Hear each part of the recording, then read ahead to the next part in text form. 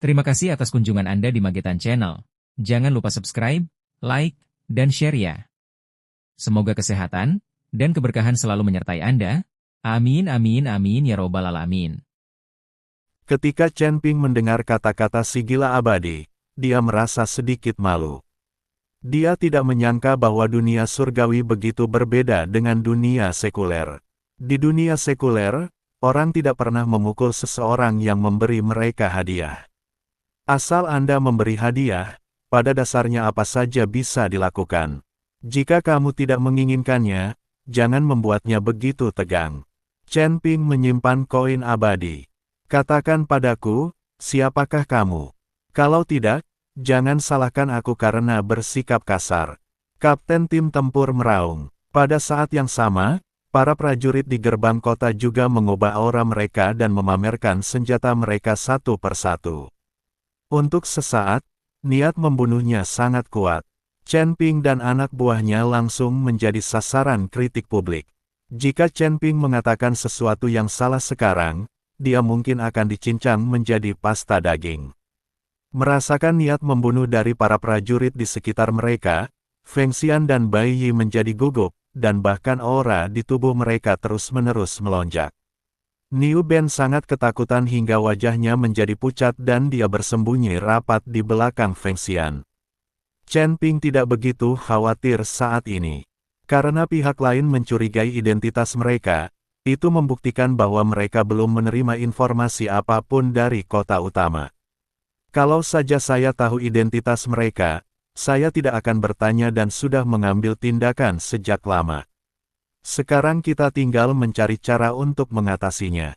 Paling buruknya, kita tidak bisa meninggalkan kota ini. Chen Ping melihat sekilas dan mendapati bahwa daerah itu telah dikepung oleh tentara.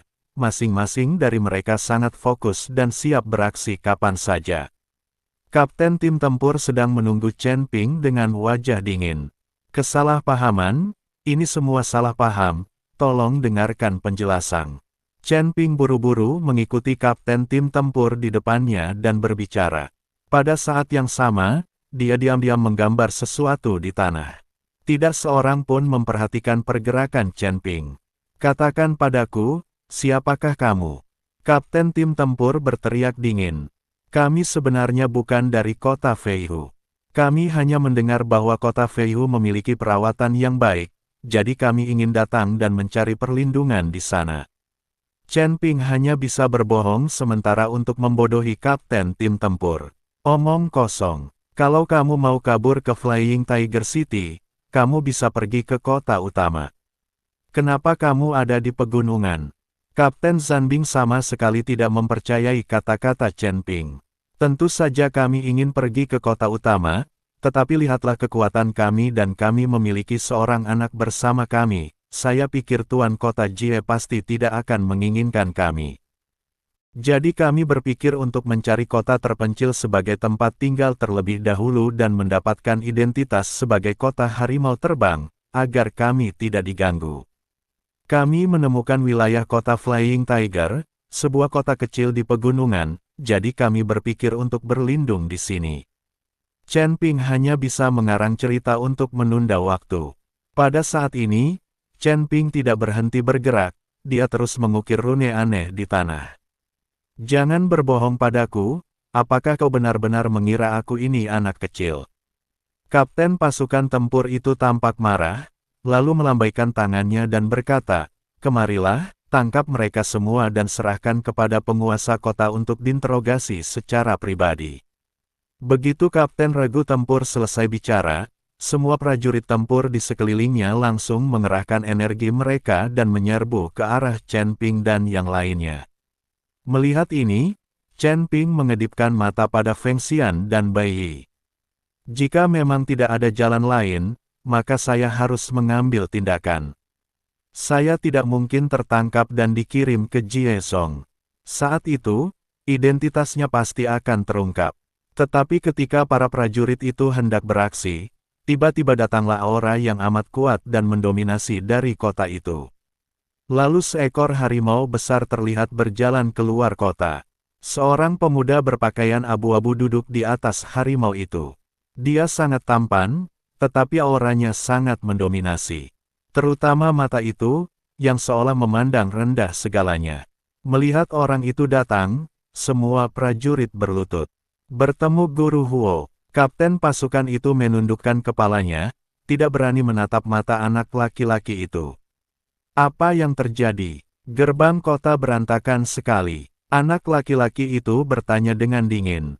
Ada beberapa orang yang bukan dari kota Feihu, tetapi mereka mencoba menerobos gerbang kota tanpa izin. Aku akan menangkap mereka dan menyerahkan mereka kepada penguasa kota untuk diinterogasi, kata Kapten Zanbing. Pemuda itu melirik ke arah Chen Ping, dan Chen Ping pun melirik ke arah pemuda itu, lalu seketika alisnya mengernyit. Karena Chen Ping menemukan bahwa pemuda ini tidak memiliki aura manusia binatang. Bahkan Feng Xian dan Bai Yi pun terkejut. Anak laki-laki itu benar-benar memancarkan aura manusia. Bagaimana bisa seorang anak manusia tiba-tiba muncul di wilayah para manusia binatang? Dan tampaknya statusnya sangat mulia. Mungkinkah Xie Chong dari kota Feihu telah menyerah kepada umat manusia? Mereka hanya beberapa antek. Tidak ada gunanya menginterogasi mereka. Bunuh saja mereka. Tatapan mata pemuda itu penuh dengan penghinaan, seolah membunuh Chen Ping dan yang lainnya lebih mudah daripada menghancurkan semut. Ya, kapten prajurit itu mengangguk, lalu memerintahkan, bunuh mereka. Tetapi tepat ketika prajurit itu hendak menyerang Chen Ping dan 3 orang lainnya. Tiba-tiba, kilatan cahaya putih muncul di bawah kaki Chen Ping dan teman-temannya. Semua orang merasakan kegelapan di depan mata mereka, dan ketika mereka melihat lagi, mereka menemukan bahwa Chen Ping dan keempat lainnya telah pergi. Dia jelas berada tepat di depan mereka, dikepung di semua sisi, tetapi dia tiba-tiba menghilang. Wajah Kapten Zanbing tiba-tiba menjadi sangat muram. Indra spiritualnya menyebar, tetapi dia tidak dapat mendeteksi aura Chen Ping dan yang lainnya, seolah-olah mereka telah menghilang begitu saja. Cepatlah temukan, cepatlah temukan. Kapten tim tempur tampaknya sangat terhina dan memerintahkan prajurit tempur untuk menemukan Chen Ping dan yang lainnya.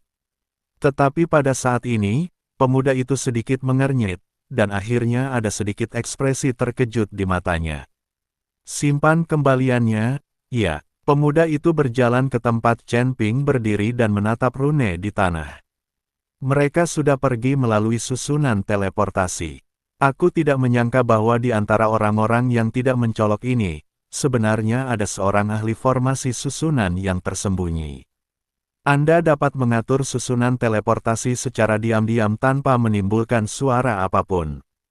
Pemuda itu sangat tertarik pada Chen Ping saat ini.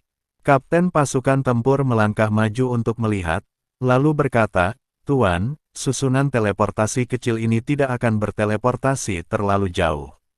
Saya yakin mereka telah menyiapkan susunan teleportasi lain di dekat sini. Jika kita mengejar mereka sekarang, kita mungkin masih punya waktu. Baiklah, kejar mereka. Ingat untuk menangkap mereka hidup-hidup. Bakat seperti ini mungkin berguna bagi kita. Anak laki-laki itu mengangguk. Baik, Tuan. Kapten regu tempur itu segera memimpin puluhan ribu prajurit tempur dan memulai pencarian besar-besaran di sekitar. Namun, Chen Ping dan teman-temannya telah kembali ke tempat mereka beristirahat. Ternyata Chen Ping telah menyiapkan susunan teleportasi sementara di tempat ini. Jika mereka benar-benar menghadapi bahaya, mereka dapat mengaktifkan susunan teleportasi sementara ini dan memindahkan mereka kembali. Untungnya, Chen Ping membuat pengaturan yang cermat, kalau tidak mereka semua pasti sudah ditangkap sekarang. Saudaraku, kamu benar-benar menyiapkan susunan teleportasi terlebih dahulu. Kamu benar-benar ahli dalam melihat ke depan. Sang Dewa Gila memuji Chen Ping. Bai Yi mengerutkan kening saat ini, dan berkata dengan tidak percaya, bagaimana mungkin ada ras manusia di kota Feihu, dan dia terlihat sangat berpangkat tinggi. Mungkinkah kota Feihu telah menyerah kepada umat manusia? Kata Chen Ping, sama sekali tidak mungkin. Di alam ini, ras manusia adalah yang terlemah. Bagaimana mungkin Jiezong bisa sebodoh itu hingga bergabung dengan ras manusia? Bai Yi menggelengkan kepalanya. Jangan hiraukan dia, lebih baik kita pikirkan saja cara untuk keluar dari sini. Kata sang dewa gila, saya khawatir kita tidak punya cara untuk mundur sekarang. Setelah Chen Ping mengamati area itu dengan indera spiritualnya, dia berkata dengan wajah serius. Dia menemukan bahwa puluhan ribu prajurit sedang mencari mereka dalam skala besar, dan mustahil bagi mereka untuk kembali, jadi Xie Zong pasti memimpin pasukannya untuk mencari mereka. Sekarang Chen Ping dan anak buahnya benar-benar seperti kura-kura dalam toples. Menantuku tersayang, aku akan membawa pergi para prajurit itu, dan kamu dapat memanfaatkan kesempatan itu untuk melarikan diri. Jika kita tetap bersama, tidak seorang pun dapat melarikan diri. Bai Yi berkata pada Chen Ping, ayah mertua, jangan terlalu pesimis. Mungkin ada cara lain, kata Chen Ping. Apakah ada cara lain? Bai Yi bertanya, ada puluhan ribu tentara yang mencari kita sekarang. Kita bisa berbaur dengan mereka. Selama kita bisa menyembunyikan keberadaan kita dengan baik, kita tidak akan ketahuan. Kata Chen Ping, saudaraku, semua prajurit ini mengenakan baju zirah, tetapi kita tidak memilikinya. Tanya sang abadi gila, gampang, tunggu saja aku di sini. Setelah Chen Ping selesai berbicara, sosoknya seketika menghilang. Ketika Chen Ping kembali, dia memiliki 4 set baju zirah lagi di tangannya, yang seharusnya telah dilucuti dari para prajurit itu. Cepat pakai baju zirahmu. Aku sudah mengurus mayat keempat prajurit ini. Mereka tidak akan ditemukan dalam waktu dekat. Saat Chen Ping berbicara, dia mengenakan baju zirah. Segera, keempat pria itu mengenakan baju besi mereka dan menyembunyikan napas mereka. Dengan cara ini, mereka dapat berjalan-jalan dengan terbuka tanpa ada seorang pun yang mencurigai apapun. Kalian berempat, apakah kalian menemukan sesuatu? Pada saat ini, sekelompok tentara datang, dan kapten tim bertanya kepada Chen Ping dan 3 orang lainnya. Laporkan, tidak ada yang ditemukan. Kata Chen Ping, ini sungguh aneh. Mungkinkah keempat orang ini benar-benar menghilang? Kapten tim tempur itu penuh dengan keraguan. Mari kita cari di tempat lain, mungkin kita bisa menemukannya. Setelah Chen Ping selesai berbicara, dia siap membawa Feng Xian dan yang lainnya pergi. Jangan cari mereka lagi, kembalilah ke kota bersamaku. Tidak mungkin mereka berempat bisa melarikan diri dari daerah. Kata Kapten Zanbing. Ketika Chen Ping mendengar ini, dia merasa tidak berdaya. Tetapi dia tidak punya pilihan selain berbaur dengan tim dan mengikuti kapten tim tempur kembali ke kota. Bagaimana kabarmu? Apakah kamu sudah menemukannya? Pemuda itu melihat kapten pasukan perang kembali, lalu ia bertanya. Yang mulia, orang-orang ini tampaknya telah menghilang. Kami telah mencari di seluruh area ini, tetapi kami tidak dapat menemukan mereka sama sekali.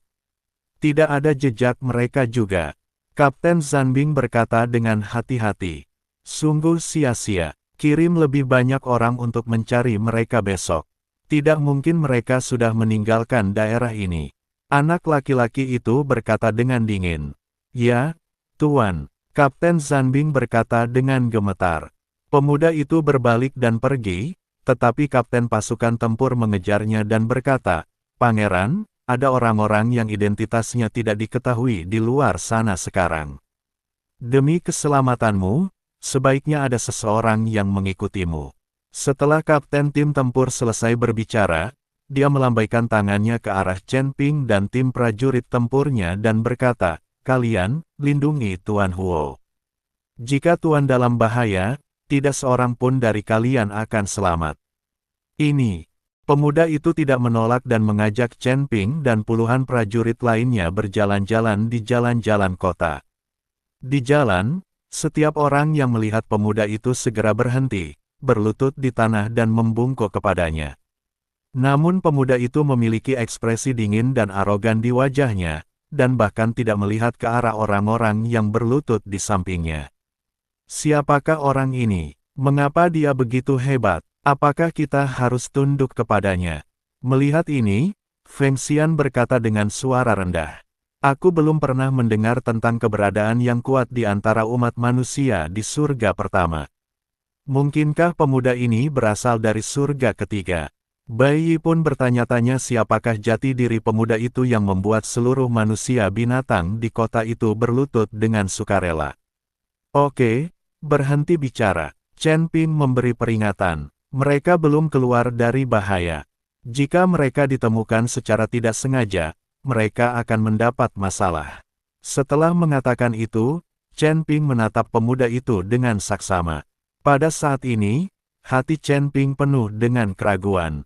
Dia memandang pemuda di depannya dan selalu merasa deja vu, tetapi dia tidak dapat mengingat di mana dia pernah melihatnya. Saudaraku, Tuan Huo ini sangat sombong. Dengan begitu banyak orang yang berlutut di hadapannya, dia bahkan tidak melihat mereka. Chen Ping menemukan seorang prajurit dan berkata dengan ramah. Diam, prajurit itu terkejut, kamu minta nyawa, beraninya kamu berkata begitu tentang Tuan Huo. Biar ku beritahu, Tuan Huo berasal dari kuil. Kalau dia bisa menatap mata kita langsung, itu artinya dia sangat menghargai kita. Ketika Chen Ping mendengar ini, dia tercengang. Dia tidak menyangka bahwa pemuda ini berasal dari kuil. Pantas saja dia terlihat begitu mengagumkan, ternyata dia adalah dewa. Mereka jelas-jelas manusia, tetapi mereka menggambarkan garis keturunan mereka sebagai bangsawan. Dewa-dewa ini adalah yang paling sok penting. Sekarang Chen Ping akhirnya mengerti mengapa kota Feiyu takut pada ras manusia. Ternyata mereka dari kuil. Berdengung. Tiba-tiba, Chen Ping sepertinya teringat sesuatu, dan matanya menatap pemuda itu lagi.